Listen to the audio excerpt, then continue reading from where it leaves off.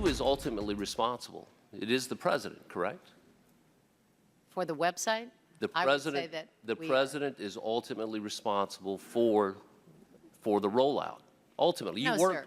No, sir. Okay. We are responsible for the rollout. But who do you answer to? I answer to the president. Okay. All right. So is the president not ultimately responsible like a company CEO would be? Sir, he's the president of the United States. I have given him regular reports, and I am responsible for the implementation of the Affordable Care Act. That's what he asked me to do, and that's what I'll continue. So you're saying. Went back and forth like that. You get the drill here. Everybody wants to know where the buck stops, but also where we go from here. Welcome back to RFL. Lawmakers, as you saw, they gave Captain Sebelius a very hard time, deservedly so given the rollout here, but there certainly was a lot of politics at play on the Hill today. And they used the opportunity to once again go after Obamacare in general, while some sought to find out where that buck stops. I want to bring in our panel on this. Richard Brodsky, former New York State Assemblyman, senior fellow at Demos and professor at NYU. Dominic Carter, who you met before, political journalist and author. And Richard St. Paul, Republican strategist and former vice chair for the National Black Republican Association. Listen, nobody's going to debate that this has been screwed up from jump in terms of the rollout of this, and I'm sure we can find a whole litany of people that should be blamed. And while there are politics at play here, how long do you really think the administration has to get its act together on the website before they lose whatever momentum they had coming out of the shutdown and whatever else? Well, in terms of the politics of this, And also the practicality. he's taking a beating, and he's taking a beating for not having done something very well. It's perfectly appropriate. That's not what's at play here. What's at play here is the Republican Party's the consistent attempt to undo the program. Now, that would be tough enough if they had an alternative to replace it with, but they don't. Isn't it more important than politics, though, Richard, that to make this thing work, you need a mass number of people, and you need healthy people to sign up for it? There are problems in the rollout that are endangering I'm not talking technical now. that are endangering the long-term health of the program. It's a bad thing. And Democrats and Republicans both said that. But then the Republicans come in and use that as a reason to repeal the program initiative without a replacement. Let me get the politics out of the way here, and we're going to get to the practicality. And Richard, Dominic said this, I think, really well yesterday. The best thing Republicans can do is shut up and get out of the way, okay? Because this thing was screwed up from the administration. It was screwed out in the rollout. It was screwed out in the communication. Okay. It does come across that some folks are still fighting the last battle here, that they want Obamacare to fund it, and this is their chance to go get it. They're not offering an alternative, like you said. What would be your free advice to Republicans here as it relates to the Q&A, not just where the buck stops, but what went wrong and what goes next? Look, continue on the path that they've gone down, which is show that not only Obamacare, but the rollout of Obamacare has been a disaster.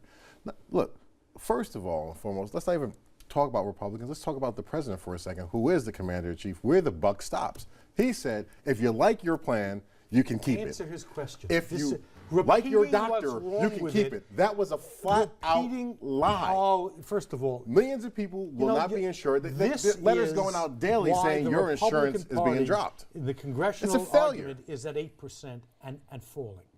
There's an argument to be made about the president's not doing what he should have done. Lying.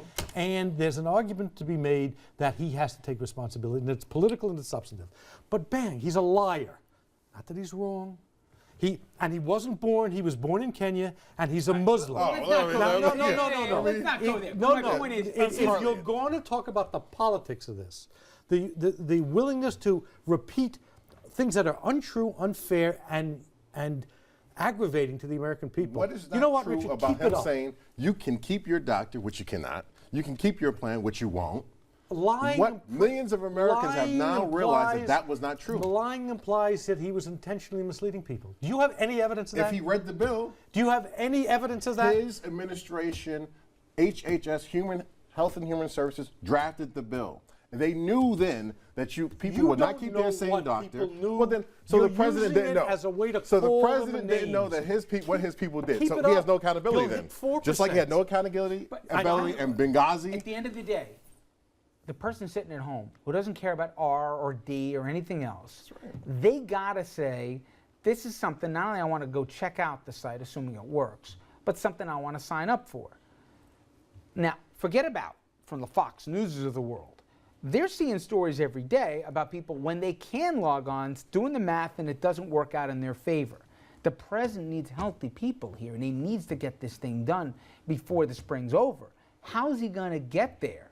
And is he doing enough of a sales job to make sure everybody knows to say, yeah, we screwed up, but we're going to get this right? No, he's not. He's got to turn this around.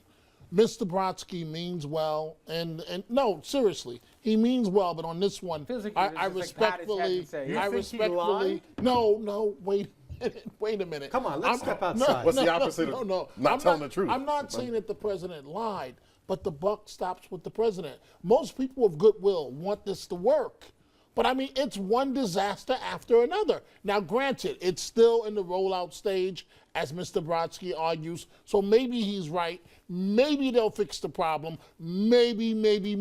There are a lot of maybes. But on the Republican side, they've finally got something that they can bite onto where this administration has really screwed up. Just in terms of whether it's the president, whether it's the governor, whether it's whatever. There was, Times did a piece a little bit today, and I want to paraphrase because I know we're heavy on time. It says, as a matter of politics, the president's plea of ignorance may do less to deflect blame than to prompt new questions about just how much in charge he really is. All fair. What I'm objecting to, and Sorry, I'm not what was really. that? I like that. It was all fair. If you had been listening the first time, you would have heard it. Oh But what is not fair is the attempt to turn this into another birther thing. He's a liar. He doesn't care. Okay, there's plenty to chew on about what's gone wrong, and plenty to chew on about what's right with Obamacare. What the Republicans do is they turn it into a Tea Party mission of the birther kind. That's what I pointed out. Give me this one thing, Richard. Forget about, for just the moment, how we got to where we are tonight. Do we agree? Because I don't hear a lot of Republicans say this, that the old way was unsustainable. You can't have 50, 60 million Americans uninsured. You may not love this way. And maybe the way to do this is to, in a bipartisan way, like the guest said, we'll see if he really does it, but to try to fix certain parts of it. You want to talk about the metal device tax. You want to talk about maybe you do more in the way of, in the litigation side here. Okay, but should we be working to fix this thing?